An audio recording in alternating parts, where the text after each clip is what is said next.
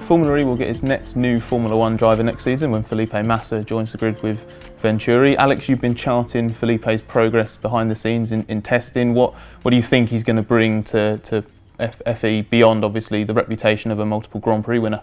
Well, he's bringing experience, and he's got lots and lots now. What was it, 15, 16 years in Formula 1? And I know Venturi have been very impressed with his in testing with how the way he works. They're trying to learn from each other. Venturi's a team. It's not had the FE success that it could have done. I reckon it could have won the very first race in Beijing before that infamous collision between Nick Heidfeld and Nico Prost.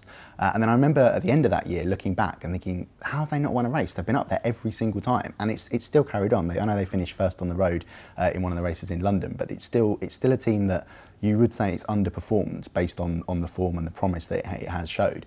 But what they are doing is that they're really building up and developing. They've launched their young driver, electric driver academy.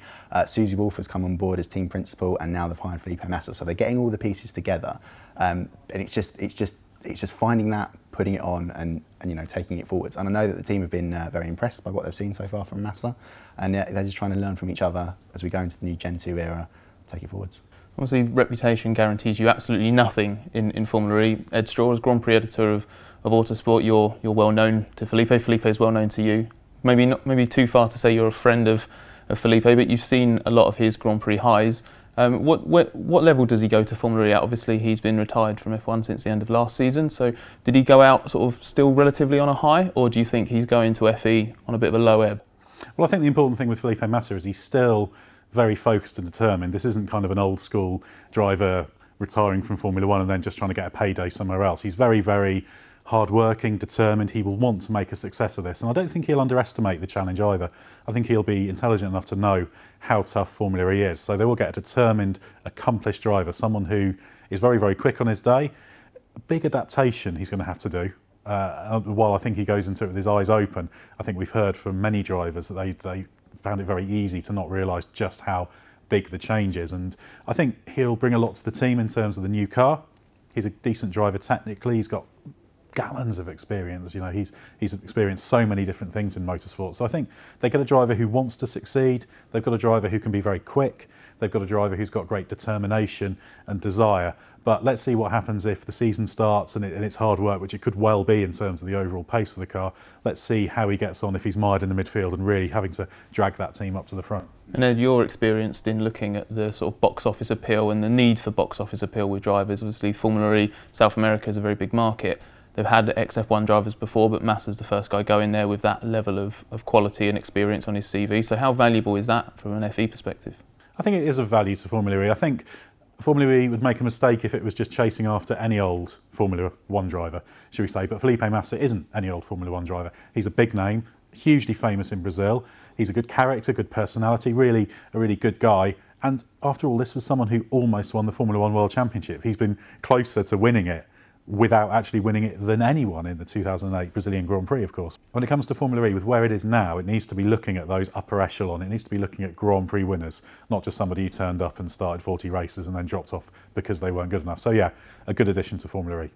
Alex, Ed talked about the experience that Felipe has. Obviously goes to a Venturi team in transition. Got another sort of F1 import with Susie Wolff going there in her first team principal role. So how valuable will Felipe be in terms of leading the team? How do you see him going there in a proper leadership capacity? Definitely. I think if you look at what the commitment he's already shown since he was announced a Venturi driver, he's been at every single round since then. So we went to Zurich and New York, only 2 but 3 races. But he went there and he spoke and he chatted to people, and I was on a round table with him, and the sense that you got was, as Ed said, he doesn't seem to be there just to pick up another paycheck as he heads off towards retirement. He genuinely wants to succeed, and he didn't shy away from the fact that he might not succeed, because we've seen at Venturi specifically, Jacques Villeneuve went there. You would have seen this, Scott. Didn't exactly have a glorious time in Formula E, flamed out after a couple of races, ended in the barriers in Punta del Este, if I'm getting that correct. Massa didn't shy away from that. You know, someone said to him, you know, Audi and Mercedes and Porsche are coming, or Audi, Jaguar, you know, you're joining Venturi. What happens if it's not a success? And he said, well, it could be. It could be. He's not going to shy away from that. And I think that shows a real, there's no delusions. He knows exactly what he's getting himself in for, but he wants to do it, and he's shown up in testing. He's committed to the project, and he's very happy to be the face of the team. So whether he's, I don't know him at all. Well, apart from my brief introductions with him, but he does seem willing to be able to go in and give Venturi what he needs, or what they need at this point. So that's what we think about Felipe Massa coming to Formula E with Venturi. Make sure you comment below to let us know your thoughts. Subscribe to the channel. Check out Autosport magazine and autosport.com for the latest Formula E news and features.